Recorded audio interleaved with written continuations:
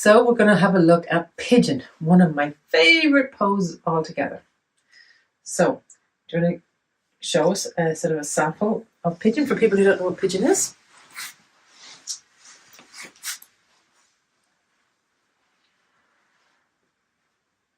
Beautiful.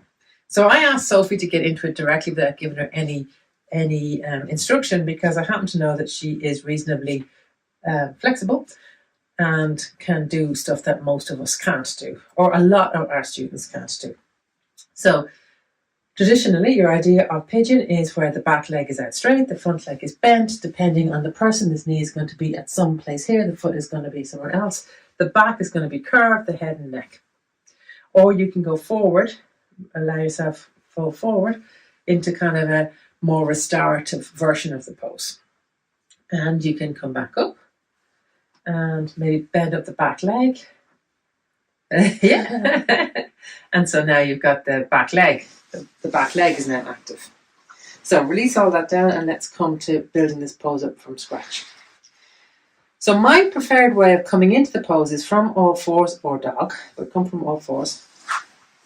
And bring the front knee forward and keep it centered. And then slide the back knee back.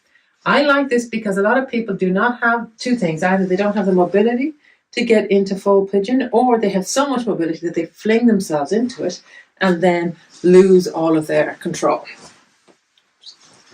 So from here, what your invitation is, and if you have a look here at the spine is pretty neutral here. We're looking to keep a neutral pelvis, and we're looking for this back leg to come long and straight. So not externally rotated or internally rotated, which is what she has this time. The last time when she just got into it herself, it was actually rotated. So from here, your invitation is to experiment with taking this foot slightly further under the thigh, which it is, and the knee slightly further out, and see where it is. How is that? Do you feel supported with that? Mm-hmm. So this is a nice adjustment from my perspective, because the back thigh is actually supported by the foot. It supports them have a neutral pelvis, and we don't need to put in any props. What would it be like to go a little bit further? So taking the foot closer in this direction, and just see in your body, are you at your limit? Yeah, see where it goes to. Just like rotate. Yeah. And so the knee, exactly. Okay. So perfect. So that's you done. You're cooked. Yeah. Yeah, beautiful. So if you can see now, what's happening is, and she's actually adjusted herself, but she had started to slide. Can I put my hand on you? So just come to this way. This is what people often do in order to get the foot further out. They have this sort of twist going on in the body. So Sophie actually had adjusted herself to come back to neutral without me asking her, so that's beautiful. One thing you can do is you can prop, and you'll put this under here, and then come back onto it. That's a bit too high, is it? Or is it? How's that? Yeah. So you can offer people support to help them stay with this neutral pelvis. The next thing we're going to look at is the spine and see what's happening here. So here it's reasonably straight. It's quite a neutral spine, natural spine. So what I'm going to invite you to do is to make the shape of the pigeon. So allowing a little back arch happen in the upper chest. Now, see when if I say to you to take your head back or to arch back, often what happens is all the work happens here in the lumbar.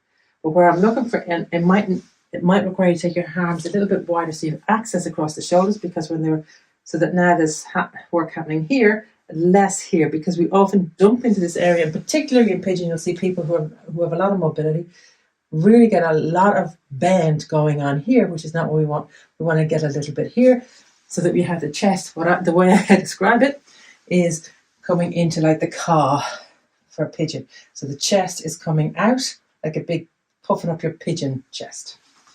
Beautiful. And then if you can relax and release the shoulders back, and you can see now there's even more. Can you feel that more in your, yeah? And going on here, being careful not to dump into here. And now the question is, where are you pressing your weight? Where are you receiving support from the ground, or are you dumping all your weight into your arms? Can you become light? So can you breathe in? Imagine that you're a plant that has been like left without water on the holidays, and now the water has come in. So can you find that lightness so that you're coming through here? Whoa, look at that. Beautiful. And hopefully she's smiling. I can't see her. Hopefully she's smiling. Super. Another stage, this is to then roll forward into your just restorative version of it. So coming onto the, so actually I'm going to get you to stop there on the way through. Perfect. So here, this is an active with a neutral back. You see that that's active. And then surrender, let the weight go, release. And then again with the arms, move your arms so that you can, feel that. And this one here, do you want to do anything with that one? Move it? Yeah, just move it. So that, beautiful. So now she has that surrender. I'm going to take this out from, well, actually, it wasn't doing anything for you there anyway. And so again, she's now able to give weight and receive support. How's that? Nice. From here, to come back out of this, we want to really engage everything. Actually, while you're here, I'll show you, are you okay to be there for a minute? So what's happening in this pose from a joint perspective is kind of deadly because one is going forward and one is going back. Okay, one is in flexion, one is in extension. The back one, like I said to you before, we're looking to keep that straight so there's no internal or external rotation. I suspect there's a little bit of rotation happening there, but like people will have a little bit of rotation. I'm just going to bring you back to neutral. So when she went off neutral, the rotation happened in her leg. While the back leg is extended and neutral, no internal or external rotation, no ab or adduction. The front leg is doing pretty much the exact opposite. So it is fully flexed. It is externally potentially slightly externally. The hip joint is definitely externally rotated, and it's also taken away from the body. So ad is to the body, ab is away from the body. So also abducted. At the knee, full flexion at the knee, and then I can't see her foot. Her foot is fully extended. So also at the ankle. So it's cool. I love it because it affects every part of your body from your toe through the whole way through your head. What I'm going to invite you to do, Sophie, is to just, have you started to settle into this? So you can lift the back foot, just extend it out long and drop it back down again. And now has that brought activation back through everywhere for you? So I can see here has changed, that her position has changed. How does that feel? Mm-hmm. Nice. Cool. From here, find that inner strength so that it's soft. You're going to float back up to the way you were with your hands, support it with your hands. So you can use your hands, but really see, can you float up? Beautiful. And then can you continue to the next level? Beautiful. Can you release the shoulders? Lovely. And again, we're talking about not dumping here, so more caw. Nice. Releasing into the shoulders. Nice. So you can see long neck, this beautiful, a little bit of movement in a lot of places.